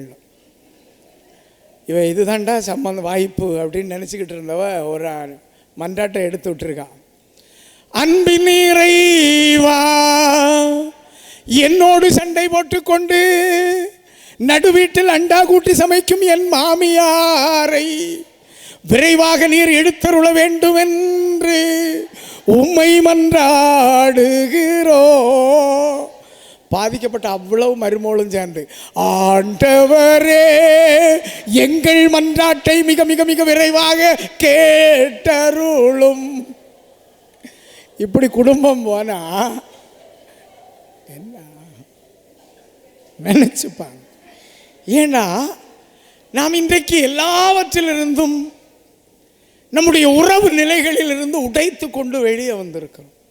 ஒரு காலத்தில் ஒரு அழகான கூட்டு குடும்பம் இருந்தது. கணவனும் மனைவியும் அரை மணி நேரம் பேசலைன்னா அங்கே இருக்கிற மாமியார்காரி அல்லது அவனுக்கு அம்மா கண்டுபிடிச்சிருவான். 2 நாள் பேசலைன்னா மாமியார் இருக்க மாட்டான். மருமகள்கிட்ட கேட்பேன், ஏண்டி 2 பேரும் பேச்சில்லை போல இருக்கு.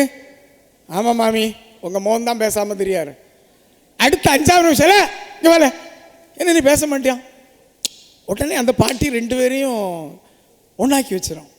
ஆனால் இன்றைக்கி பாட்டி வீட்டில் இல்லை, தாத்தா இல்லை, சண்டை போட்டால் அது தீரவே இல்லை. எனக்கு தெரியும், கல்குறிச்சியில் என்னோட சொந்தக்காரங்க தான். 27 வருஷம் ஒரு கணவனும் மனைவியும் பேசாமலே ஒரே வீட்டில் இருந்திருக்காங்க. 27 வருஷம்.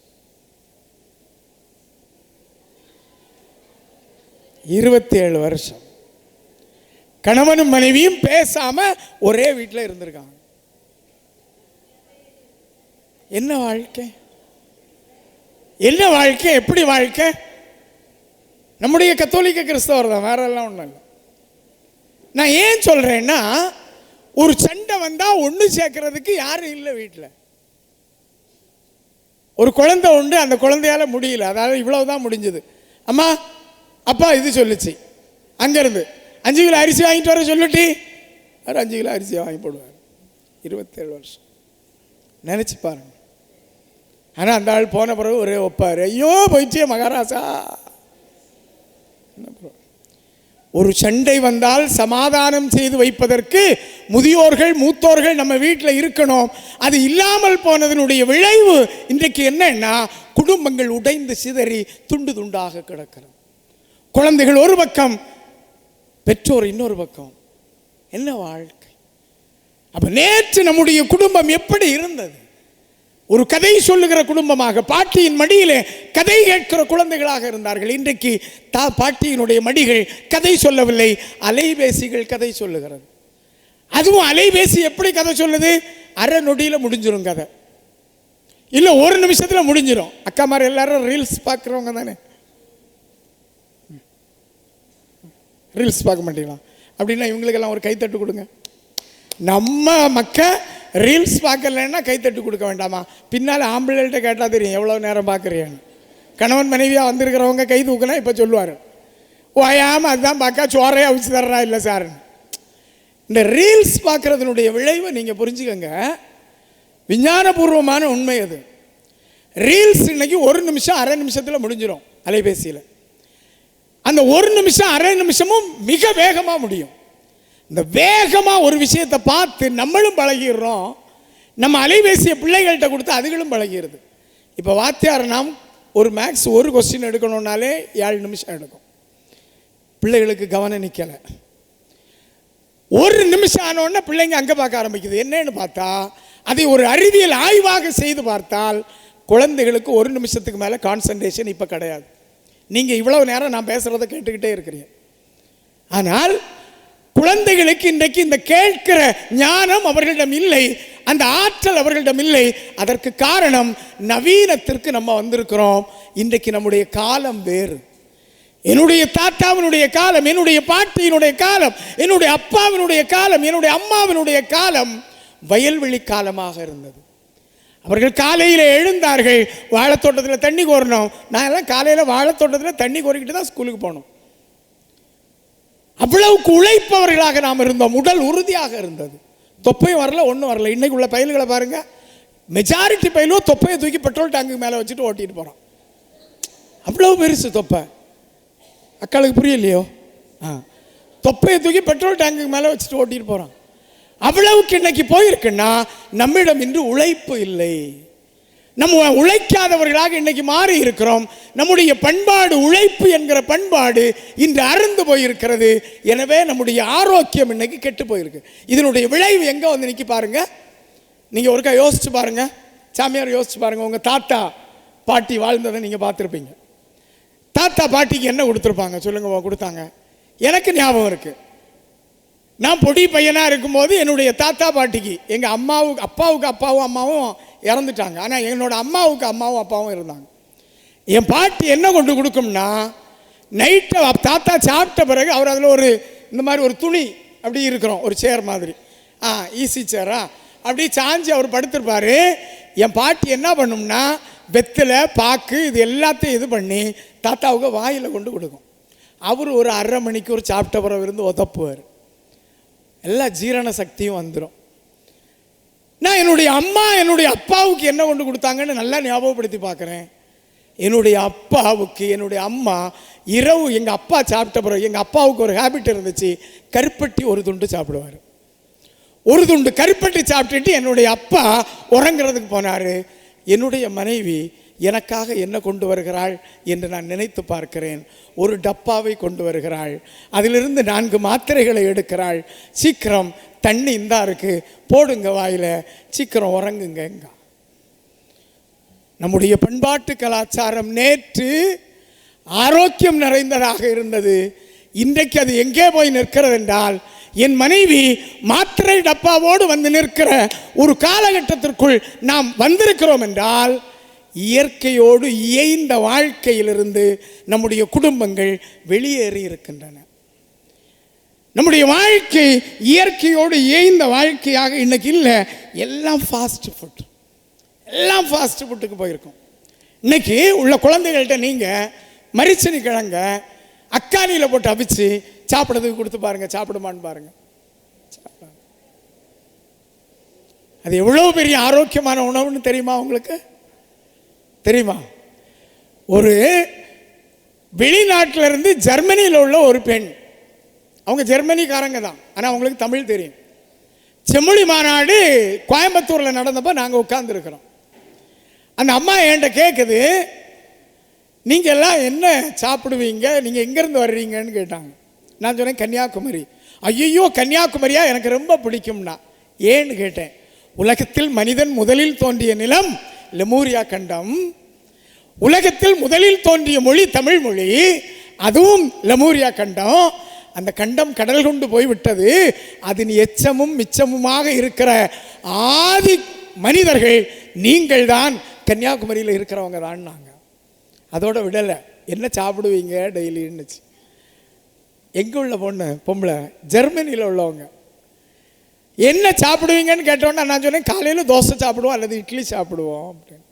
அப்படியா? அப்புறம் என்ன, மத்தியானம் தான், மத்தியானம் சோறு சாப்பிடுவோம் அப்படின்னு. அப்போ நீங்கள் அக்கானி குடிக்க மாட்டீங்களான்னாங்க. எனக்கு இந்த அக்கானின்னு சொல்லி எப்படி ஜெர்மனி பொண்ணுக்கு தெரியுது அப்படின்னு நினச்சேன். அக்கானி குடிக்க மாட்டீங்களா? இப்போ பனை ஏறுறது இல்லை யாரும், பனையும் போயிடுச்சுன்னு. அப்போ நீங்கள் கருப்பட்டியும் சாப்பிட மாட்டீங்களா? சாப்பிட்றது இல்லை.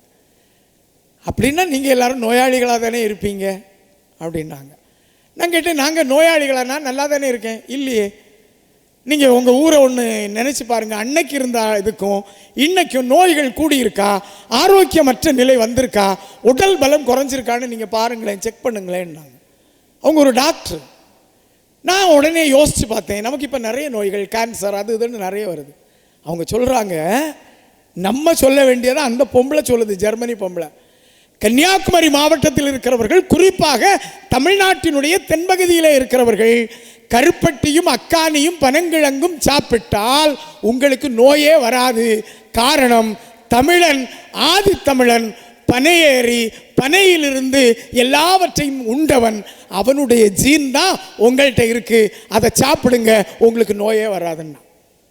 எவ்வளோ பெரிய உண்மை, எவ்வளோ பெரிய உண்மை. இன்னைக்கு நம்ம சாப்பிட்றோமா?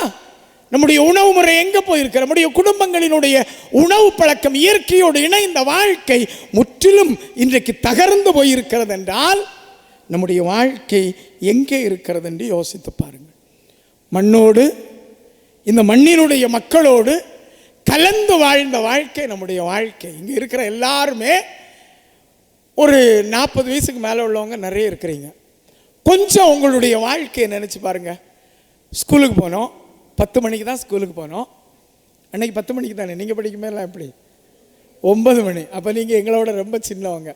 சார் நீங்கள் படிக்கும்ப 10 மணி, 10 மணிக்கு தான். நான்லாம் 9:30 மணிக்கு தான் அப்படியே ஆற்றுலையே சாடுவேன். ஆற்றுல சாடி நீச்சல் அடிச்சுக்கிட்டு அல்லது குளத்துல நீச்சல் அடிச்சுட்டு குளிச்சுட்டு எழும்பி பட்டு பட்டுன்னு ட்ரெஸ்ஸை போட்டுட்டு, அதுவும் காயாது, இப்படியே பிடிச்சிக்கிட்டு ஓடுவோம். ஸ்கூல் பக்கம் போகும்போது காஞ்சிரும், விட்டுரும். அப்படி ஒரு காலம். ஒரு 5-6 நோட்டை ஒரு வாரில் சுற்றி கட்டிக்கிட்டு அப்படியே போயிட்டு இருந்தோம். பள்ளிக்கூடத்துக்கு 10 மணிக்கு போனோம், 4 மணிக்கு விட்டுரும், வந்துடுவோம். இப்போ 6 மணிக்கே ஸ்டடி, ராத்திரி 7 மணிக்கு ஸ்டடி.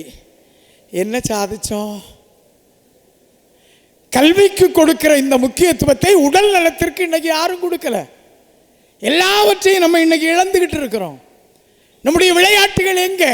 மாலையில் வந்தோடனே என்ன நடந்துச்சு நினச்சி பாருங்க. இங்கே இருக்கிறவங்க அக்கா மாதிரி நினச்சி பாருங்க. ஒரு குடம் தண்ணி கோரி ஒரு பூ பூத்து. என்ன விளையாட்டு விளையாடணும்? வட்டுக்குந்தணும், என்னெல்லாம் விளையாடணும்?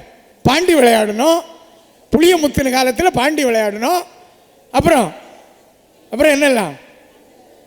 கல் போட்டு விளையாடணும், சுற்றணும். இன்னும் நிறைய என்னெல்லாம் விளையாட்டு, ஊஞ்சல், ஏகப்பட்ட விளையாட்டுகள். நானே தொகுத்து தந்திருக்கிறேன். தமிழக கிராமிய விளையாட்டுகள்னு 176 விளையாட்டுகள். கன்னியாகுமரி மாவட்ட விளையாட்டுகளை குலையாக முந்திரிக்கான்னு ஒரு புத்தகமாக தந்திருக்கிறேன். அதுலேயே 114 விளையாட்டு கன்னியாகுமரி மாவட்ட விளையாட்டு. அந்த விளையாட்டை நான் ஆய்வு பண்ணியிருக்கேன். நம்ம எவ்வளோ பெருமைக்குரியவர்கள்னு நினச்சி பாருங்கள். நம்ம விளையாடின அந்த கிராமிய விளையாட்டுகளில் 41 விளையாட்டுகள் சங்க இலக்கியத்தில் இருக்குது. சங்க இலக்கியம் எப்போ உள்ளது? 2000 ஆண்டுக்கு முன்னால். 2000 ஆண்டுக்கு முன்னால் உள்ள சங்கத்தமிழன் விளையாடின விளையாட்டை நாம் விளையாடி இருக்கிறோம் என்றால் நாம் எந்த குடி? எவ்வளவு பழமையானவர்கள், எவ்வளவு மூத்தவர்கள். கல் தோன்றி மண் தோன்ற காலத்தே முன் தோன்றி மூத்த குடி என்கிற அந்த தமிழ் குடி நம்ம இல்லையா? எவ்வளவு ஆண்கள் விளையாட்டு விளையாடணும், கட்சி விளையாடணும். இல்லை, முட்டடிப்பான். இன்னைக்கு ஒருத்தன் தோத்துட்டான்னா அவனை எதிரியாக பார்க்குறோம். அன்னைக்கு முட்டு, அந்த குண்டுலேருந்து இந்த குண்டுக்கு 10மா, இந்த இடம் வீங்கும், அந்த கை வீங்கி நிற்கும். அப்பவும் கோவம் வராது அடித்தவன் மேலே. திரும்ப விளையாடுவோம், அடித்தான் முடித்தோம் ஒன்றே. நம்ம கட்சி விளையாட்டு முடிஞ்சோடனே கிளியாந்தட்டு முடிஞ்சோடனே பண்ணி விட்டு முடிஞ்சோடனே கபடி. என்ன கபடி விளையாட்டு? கபடிங்கிற சொல் தமிழ் இல்லை, கபடி என்கிற சொல் இந்தி சொல். முற்காலத்தில் அங்கே ஒரு பெரியவர் இருக்கார், அவர்கிட்ட கேட்டு பாருங்க, கபடி விளையாட்டை எப்படி விளையாடுனீங்கன்னு. பயங்கரமாக விளையாடுவாங்க. பாடி போகிறதெல்லாம். ஹார்ட் உங்களுக்கு பலமாக இருக்கான்னு செக் பண்ணுறீங்களா? பண்ணுவோமா? ஹார்ட் உங்களுக்கு பலமாக இருக்கான்னு பாடுவோமா? கபடி விளையாடுவோமா? கபடிக்கு முன்னால் வேற பேர் இருந்துச்சு, வேற பேர் இருந்துச்சு. விளையாடுவோமா? பார்ப்போம், ஹார்ட் பலம் இருக்கான்னு செக் பண்ண போகிறோம். செக் பண்ணுவோமா? மாம்பட்ட, மருதம்பட்ட, மண்ணாலோடி, தென்னம்பட்ட, கூக்குஞ்சான், குருவிச்சான், குடு குடு குடு குடு குடு குடு குடு குடு குடு குடு குடு குடு.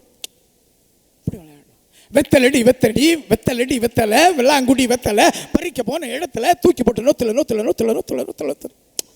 ஹார்ட் பலமாக இருந்தால் இன்னும் நீளமாக சொல்லலாம். கபடி விளையாட்டு நம்முடைய இதயத்தை பலப்படுத்துகிற ஒன்று. அந்த விளையாட்டு எங்கே? யாரோ 5-6 பேர் எங்கேயோ விளையாடுறோம். அப்போ நம்முடைய கிராமிய விளையாட்டுகள், நம்முடைய குடும்பங்கள் சேர்ந்து விளையாடணும். விளையாடுறதுக்கு ஆள் தேட வேண்டாம்.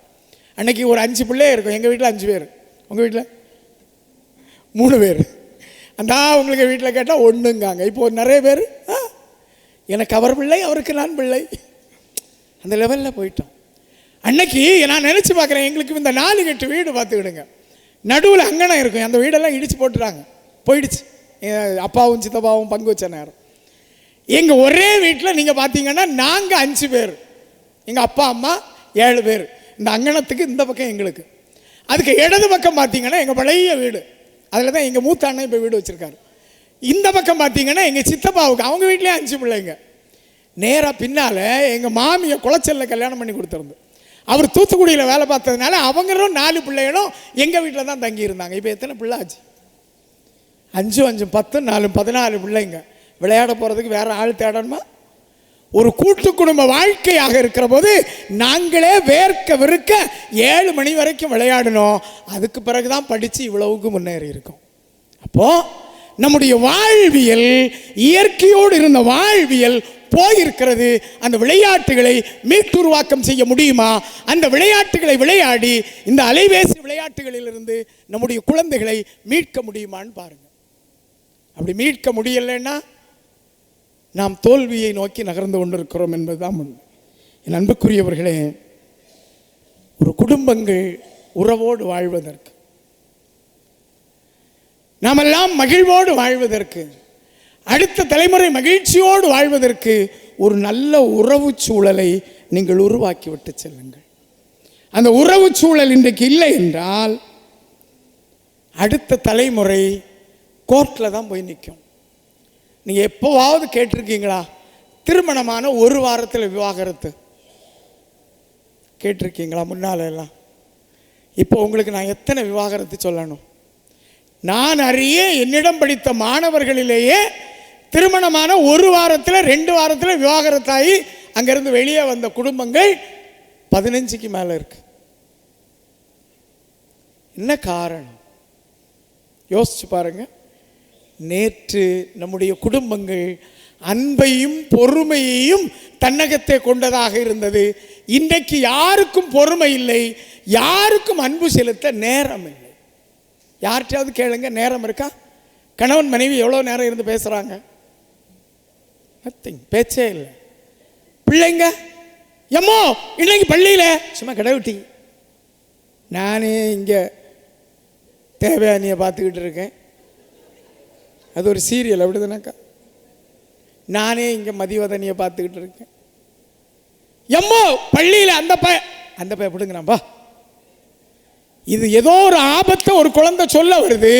நம்ம சீரியல் மோகத்தில் அல்லது அலைபேசி மோகத்தில் பிள்ளை சொல்கிறத கேட்குறதே இல்லை. கடைசியில் ஒரு நாள் பிள்ளைக்கு ஒரு ஆபத்து வந்த பிறகுதான், ஐயோ மக்கா அன்னை நீ சொன்னப்ப கேட்டேன் இல்லையே. நாம் குழந்தைகளோடு பேசாதவர்களாக இன்றைக்கு இருந்து கொண்டிருக்கிறோம். நீங்கள் யோசித்து பாருங்க. நான் இன்னைக்கு சொல்கிறேன், எனக்கு 2 பிள்ளைங்க சென்னையில் இருக்காங்க. 2 பிள்ளைங்களும் சென்னையில் தான் இருக்காங்க. 2 பேரும் லயோலா காலேஜில் இருக்காங்க. பையன் படிச்சுட்டு இருக்கான், பொண்ணு வேலை பார்க்குறான். என்னுடைய மனைவி என்னுடைய பிள்ளைகளுக்கு அலைபேசியில் அப்பப்போவா பேசுகிறா. எப்போவோ இன்னைக்கு பேசுனா நாளை கழிச்சு. பிள்ளைகளும் எங்கள்கிட்ட ரொம்ப எல்லா நாளும் பேச மாட்டேங்கிறாங்க. நாங்களா ஃபோன் பண்ணுனா பேசுகிறாங்க. ஆனால் நான் நினைத்து பார்க்கிறேன், ஒவ்வொரு நாளும் சரியாக 4 மணிக்கு என்னுடைய மனைவியினுடைய அலைபேசியில் ஒரு டியூன் வரும். நான் உடனே சொல்லுவேன், எடி அப்பா கூப்பிடுறாரு. என்னுடைய மனைவியினுடைய அப்பாவுக்கு இப்போ வயசு 88. 4 மணிக்கு என்னுடைய மனைவியை இன்னைக்கு என்னுடைய மனைவியினுடைய அப்பா எழுப்பி விடுறாரு. 4 மணிக்கு என் மனைவி கேட்குறா, காப்பி குடிச்சிக்கலாப்பா அப்படின்னு எடுப்பா ஃபோனை. நான் குடிச்சிட்டு வந்தாச்சு மக்களே, நான் டீ எல்லாம் குடிச்சிட்டு வந்தாச்சு. நீ சாப்பிடு, காலையில் சாப்பிடாம பள்ளிக்கூடத்துக்கு போயிடாத, ஒழுங்கா போ, கவனமாக பார்த்து வா, சாயங்காலம் சீக்கிரம் வந்துருப்பார். மனைவிட்ட கேட்குறேன், சாயங்காலண்டி கரெக்டாக 4:20க்கு ஃபோன் அடிப்பாராம். பள்ளிக்கூடத்துலேருந்து வெளியில் வந்தியா, பஸ் ஏறினியா, வீட்டுக்கு வந்தியா? இது 88 வயசு தாத்தா அவனுடைய அன்பின் வெளிப்பாடு. இன்னைக்கு உங்களை பார்த்து நான் கேட்குறேன், உங்கள் பிள்ளைங்களுக்கு எப்படி இருக்காங்கன்னு. 88 வயசான அந்த தாத்தாவுக்கு இருக்கிற அக்கறை நமக்கு இருக்கிறதா என்றால் இல்லை. இதுதான் நம்முடைய குடும்ப உறவு உடைந்து கிடக்கிறது என்பது தன்னுடைய அறிகுறி. அவரால் தன் பிள்ளை மீது வைத்த பாசத்தை மறக்க முடியல. என் மனைவிட்ட சொல்கிறேன், டெய்லி 2 நேரம் நீயும் அப்பாவுக்கு ஃபோன் பண்ணு. எனக்கு அம்மாவும் அப்பாவும் இல்லை, உனக்கு அம்மா இல்லை ஆனால் அப்பா இருக்காரு, நீ அப்பாவுக்கு ஃபோன் பண்ணு. எல்லா ஞாயிற்றுக்கிழமையும் போய் பார்க்க சொல்லுவேன், போயிடுவோம், அது வேற கதை. எல்லா ஞாயிற்றுக்கிழமையும் அப்பாட்ட தான் இருப்பான். ஆனாலும் சொல்லுகிறேன், அடுத்த தலைமுறை நம்மையெல்லாம் பார்க்க வருவார்களா, நம்மோடு பேசுவார்களா என்பது கேள்விக்குறியாக இருக்கிறது என்றால் அதற்கு காரணம் நாம் தான் என்பதை ஒருபோதும் மறந்து விடாதீர்கள். ஏன்னா இன்னைக்கு குழந்தையா இருக்கும், அந்த குழந்தைகள்கிட்ட நீங்கள் பேசலாம். ஒரு குழந்தை சொல்லுது, நான் இதுக்கெல்லாம் அலைபேசியாக பிறந்திருக்கலாம் சார். ஏன்? எங்கள் அப்பாவும் அதை தான் தடவுறாங்க, எங்கள் அம்மாவும் அதை தான் தடவுறாங்க, என்ன தடவை யாருமே இல்லை சார். இந்த பொம்பளை பிள்ளை கொஞ்ச நாள் கழியும்போது என்ன பண்ணும் சொல்லுங்கள் பாப்போம், சொல்லுங்கள், நீங்களே சொல்லுங்கள். அம்மாவும் தடவல்ல, அப்பாவும் தடவல்ல, ஏதோ ஒரு பைத்தியக்கார பையன் சொல்லுவான் நான் தடவுறேன்டின்னு போயிடும். நாம் செய்ய மறக்கிற காரணத்தால், நாம் செய்வதற்கு தவறுகிற காரணத்தால் நம்முடைய குழந்தைகளினுடைய வாழ்வு எங்கோ ஒரு இடத்தில் வீழ்ந்து போகிறது என்பதை தயவு செய்து நீங்கள் மறந்து விடாதீர்கள். இறுதியாக ஒன்றை சொல்லி நான் நிறைவு செய்கிறேன். நம்ம நிறைய நேரம் பேசணுமான்னு எனக்கு தெரியாது. ஒரு 10 நிமிஷம் பேசியிருப்போமா? 20 நிமிஷமா? 20 நிமிஷம் ஆச்சா? இந்த பாட்டி சொல்லுது, வாட்சை பார்க்க இனிதான் பார்க்கணும்னு. நீங்கள் எப்போ வேணாலும் பாருங்கள், நான் ஒரு கதை சொல்லிக்கிட்டு முடிச்சிடுறேன். சரியா? முடிச்சிடலாமா? எது குடும்பம், எப்படி நம்ம வாழணும், ஒரு சின்ன கதை. இந்த கதைக்கு பேர் பூவம்பழம். பார்த்துக்கிடுங்க. பொற்றைக்காட்டுன்னு ஒருத்தர் எழுதினது, மலையாளி எழுதின கதை. உலகத்தின் 100க்கும் மேற்பட்ட மொழிகளில் இந்த சிறுகதை மொழிபெயர்க்கப்பட்டிருக்கிறது. 100க்கு மேற்பட்ட மொழிகளில் ஒரு கதை மொழிபெயர்க்கப்பட்டிருக்கிறது என்றால் அந்த கதையில் என்ன இருக்கு? ஆத்தங்கரையில் ஒரு வீடு, ஒரு குடிசை வீடு. அந்த குடிசை வீட்டு பையனுக்கு கல்யாணம் ஆகுது. குடிசை வீட்டு பையனுக்கு கல்யாணம் ஆகுது. கல்யாணம் ஆகுது. அந்த பையனுக்கு எங்கேருந்து கல்யாணம் ஆகும் நினச்சி பாருங்க நீங்கள். குடிசை வீட்டு பையனுக்கு எங்கே கல்யாணம் ஆகும்? ஒரு குடிசை வீட்டில் தான் கல்யாணம் ஆகும். கல்யாணம் பண்ணிட்டு வர்றான். அவன் வீட்டில் கட்டில் இல்லை, அந்த வீட்டில் எதுவும் கொடுக்கல. ஏதோ 50-60 பேரை கூப்பிட்டுருந்தான், அவங்களுக்கு சாப்பாடு கொடுத்துட்டான். கூர்மையாக கேட்க வேண்டிய கதை. அவன் சாப்பாடு கொடுத்துட்டான். இரவு ஆகுது, 9:30 மணி 9 மணி ஆகுது. கிராமம், ஆற்றுக்கு மறுகரை. 2 பேரும் ஒரு கோரம்பாயை விரிக்கிறாங்க. விரிச்சுக்கிட்டு 2 பேரும் படுக்க போகிறாங்க, தூங்க போகிறாங்க. அவங்களுக்கு ஃபர்ஸ்ட் நைட், திருமணமான முதல் நாள். நீங்கள் நினச்சி பாருங்கள், உங்கள் திருமணமான முதல் நாள். உங்களை பின்னோக்கி நான் நகர்த்துகிறேன். திருமணமான முதல் நாள் என் புருஷன் என்கிட்ட என்ன பேசினார் ஞாபகம் இருக்கா? முதல்ல என்ன பேச ஞாபகம் இருக்கு? ஞாபகம் இல்லையா? ஒன்று எனக்கு பிடிக்கலன்னு சொன்னாரா? திருமணமான முதல் நாள் உங்கள் மனைவி உங்கள்கிட்ட என்ன பேசினா? அந்த ஒரு ஒற்றை சொல் ஞாபகம் இருக்கா? முதல் சொல் ஞாபகம் இருக்கா இல்லையா? இந்த கதாநாயகன் பையன் மனைவியை பார்த்து கேட்குறான், நமக்கு கல்யாணம் ஆகி முதல் நாள் இன்னைக்கு, இப்போ உனக்கு நான் என்ன தரணும் சொல்லு. ஆம்பளைகளுக்கு வாய் சும்மா இருக்காது, பேசாமல் இருக்கணும். அந்த பொம்பளைய நல்லா கதை கேட்கும், அவ்வளோத்தையும் ஓட்டிடக்கூடாது. நான் உனக்கு இப்போ என்ன வாங்கி தரணும் சொல்லு. அவ சொன்னா, எனக்கு இப்போ பூவம்பழம் வேணும்னா. வீட்டில் பூவம்பழம் இல்லை, ஒரு பழமும் இல்லை. நம்ம சினிமாவில் தான் பார்ப்போம், சக்கப்பழம் போக மீதி எல்லாம் ஃபர்ஸ்ட் நைட் அறையில் இருக்கும். மாங்காய் இருக்கும், தேங்காய் இருக்கும், எல்லா பழமும் இருக்கும், ஆனால் ஒன்றும் தின்ன மாட்டோம் சினிமாவில். ஆனால் ஒரு ஏழையினுடைய வாழ்க்கையில், ஒரு குடிசைக்காரனுடைய வாழ்க்கையில் ஒரு பழமும் இல்லை. முதலாக பூவம்பழம் கேட்குறா. என்னடா பண்ணுறது? நாளைக்கு வாங்கி தரேன்டின்னா. நீ தான் கேட்ட, இப்போ உனக்கு என்ன வேணும்னா? எனக்கு பூவம்பழம் வாங்கிட்டு வாண்டாம். இவன் அப்படியே அந்த கல்யாணத்துக்கு போட்ட சட்டையை எடுத்து போட்டான். போட்டுக்கிட்டு ஏதோ பிரிஞ்ச கொஞ்சம் காசை எடுத்துக்கிட்டு அப்படியே அவனுக்கு வீட்டில் இருந்து ரோட்டுக்கு கிடக்கணும்னா ஒரு பனை மரம் கம்பு கிடக்கு, அந்த பனந்தடி, அதை நல்லதான் நடந்து மறுபக்கம் போனோம். ராத்திரி இல்லையா, நடந்தான், ஆற்றுக்குள்ளே விழுந்துட்டான். முதல் ராத்திரிக்காரனுக்கு தலை முழுக்க தண்ணி. அப்படியே இந்த கதாசிரியம் கொண்டு போகிறான். அந்த ஆற்றுல இருந்து மறுகரைக்கு ஏறுறான். இந்த முட்டெல்லாம் உறைஞ்சி ரத்தமாக வருது. அந்த ரத்தத்தோட கடையில் போய் நிற்கிறான். ஓடி போய், அண்ணே ஒரு சீப்பு பூவம்பழம் வேணும்ண்ணே. ஐயையே, இப்போ தானடா நின்றுது, அந்த மணிகண்டம் வாத்தியார் வாங்கிட்டு போனார். பூவம்பழம் இல்லைடா, ஆரஞ்சு பழம் கொண்டு போ. அடுத்த கடைக்கு ஓடி போனான். அண்ணே பூவம் இல்லைடா பூவம்பழம். அவனும் சொல்கிறான், இன்னைக்கு தாண்டா உனக்கு கல்யாணம் ஆச்சு, பொண்டாட்டி ஒரு குடம் தண்ணியை தலையிலேயே எடுத்து விட்டா. இல்லை அண்ணே, நான் ஆற்றுல விழுந்துட்டானே. என் பொண்டாட்டி முதலாக பூவம்பழம் வாங்கி கேட்டா, அதை வாங்க வந்தேன். பூவம்பழம் நாளைக்கு ஒரு கொலையை நான் ஏற்பாடு பண்ணி தரேன், இன்றைக்கி நீ இந்த ஆரஞ்சு பழத்தை வாங்கிட்டு போ. 2 கிலோ ஆரஞ்சு பழம் வாங்கினான். நேராக வீட்டுக்கு வந்தான். வந்தோடனே மனைவிட்ட சொன்னான், ஏண்டி பூவம்பழம் கிடைக்கலடி, ஆரஞ்சு பழம் தாண்டி கிடச்சி. ஆரஞ்சு பழத்தை எடுத்தான். அந்த பாயில் போய் பக்கத்தில் உட்காந்தான். செல்லக்குட்டி இல்லை, ஆரஞ்சு பழத்தை சாப்பிட்றீ. முதல்ல நான் வாங்கி கேட்டதே வாங்கி தர வக்கில்ல, கொண்டு போங்க உங்கள் பூவம்பழம், உங்கள் ஆரஞ்சு பழத்தை. இவன் ஆரஞ்சு பழத்தை எடுத்து உரிச்சான். செல்ல பொண்டாட்டி இல்லை, முதல் நாள் இல்லை, அப்படியே உரித்து ஒரு சோலையை எடுத்து என் செல்ல விட்டு சாப்பிடு, இன்னைக்கு ஒரு நாள் ஆரஞ்சுடி அப்படின்னா கையிலேருந்து தட்டி எறிஞ்சிட்டான். இவனுக்கு கோவம், ஆம்பளை. ஆரஞ்சு பழம் அங்கே போய் கிடக்கு. ஓங்கி பிடிச்சி சென்னியில் ஒத்த அடி போட்டான். முதல் நாள் கோரம்பாயில் அவள் அங்கே பார்த்து படுத்தா, இவன் இங்கே பார்த்து படுத்தான். நேரம் விடிஞ்சு போச்சு. இந்த கதாசிரியன் கதையை நகர்த்துறான் 40 ஆண்டுகளுக்கு பிறகு. இந்த கதை ஏன் 100 மொழியில் மொழிபெயர்ப்பாச்சுங்கிறது இங்கே தான் இருக்கு. 40 ஆண்டுகளுக்கு பிறகு ஒரு அழகான வீட்டில் நெடுவாசலில் ஒரு கிழவி உட்கார்ந்து எதையோ தின்று கொண்டிருக்கிறாள். கிழவன் வாயில் வெற்றிலையை உதப்பியவாறே சாய்வு நாற்காலியில் சாய்ந்து கிடக்கிறான். கிழவன் கேட்கிறான், கிழவி என்ன சாப்பிட்ற, என்ன சாப்பிட்ற? கிழவி சொல்லுகிறாள், பூவம்பழம் சாப்பிட்றேன், பூவம்பழம் சாப்பிட்றேன் என்று சொல்லிக்கொண்டு ஆரஞ்சு பழத்தை உரித்து வாய்க்குள் போட்டாள். கதை புரிஞ்சுதா? என்ன புரிஞ்சிச்சு?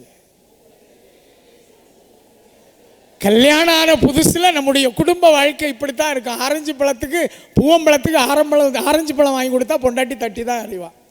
அதனால் ஒரு குடும்பம் உடைந்து விடக்கூடாது.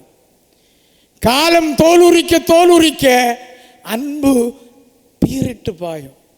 உங்களுக்கு தெரியுமா, 50 வயசுக்கு பிறகுதான் பொண்டாட்டியை பிரிஞ்சு கணவனால் இருக்கவே முடியாது. என்னாலெல்லாம் என் மனைவி இன்னைக்கு வேற எங்கேயாவது போய் நின்னான்னா எனக்கு தூக்கமே வராது. ஒன்றும் இல்லைன்னா அவளுக்கு சாரியாவது எடுத்து மேலே மூடிக்கிட்டு தான் கிடக்க வேண்டியிருக்கு.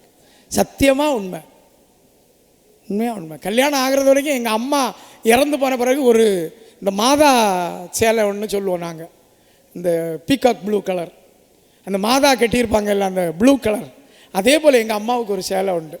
அந்த சேலையை எடுத்து நான் ஒழிச்சு வச்சுக்கிட்டு எங்கள் அம்மா இறந்த பிறகு எல்லா நாளும் அந்த சேலையை எடுத்து மேலே போத்திப்பேன். அப்போ தான் எனக்கு தூக்கமே வரும். அதுதான் எனக்கு ஞாபகம் வந்து சாமியார் ஆத்தா உன் சேலை சொன்னப்போ. அந்த அளவுக்கு அம்மா மேலே ஒரு எண்ணம் இருந்துச்சு அன்னைக்கு. அப்போது காலம் செல்லத்தான் கணவன் மனைவி சண்டை வரும். நீங்கள் பார்த்துறீங்களா, ஒரு கிழவன்ற கிழவி சொல்லுவா, நீ எல்லாம் சாவாமல் இன்னும் கிடக்கிய. உடனே அவன், கிழவி உனக்கு சாவப்படாதா?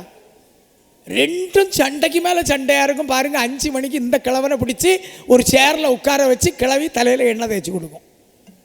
இதுதான் குடும்ப வாழ்க்கை. இதுதான் இந்த பூவம்பழம் சொல்லிச்சு. அன்னைக்கு பூவம்பழம் கேட்டேன், நீ ஆரஞ்சு பழம் வாங்கி தந்தேன்னு நான் தட்டி எறிஞ்சேன். இன்னைக்கு எனக்கு 40 ஆண்டுகளுக்கு பிறகு, அன்னைக்கு 20, இன்னைக்கு எனக்கு 60 வயசு. கிழவா உனக்கு 65 வயசு. என்ன சாப்பிட்றேன்னு அவன் கேட்குறான். அவள் ஆரஞ்சு பழத்தை சாப்பிட்டுக்கிட்டு பூவம்பழம் சாப்பிட்றேங்க. என்ன அர்த்தம்? கணவனே, இன்றைக்கு நான் உன்னை போல அறிவிட்டேன். நீ எது வாங்கி தந்தாலும் அது எனக்கு பூவம்பழம் தாண்டா என்கிற ஒரு ஆனந்தம், ஒரு பேர் அன்பு ஒரு குடும்பத்தில் என்றைக்கு உருவெடுக்கிறதோ அன்றைக்கு அந்த குடும்பம் மகிழ்ச்சியான குடும்பமாக, நலமான குடும்பமாக, அன்பியத்தை விதைத்த குடும்பமாக, அன்பை விதைத்த குடும்பமாக மாறும். நன்றி, வணக்கம்.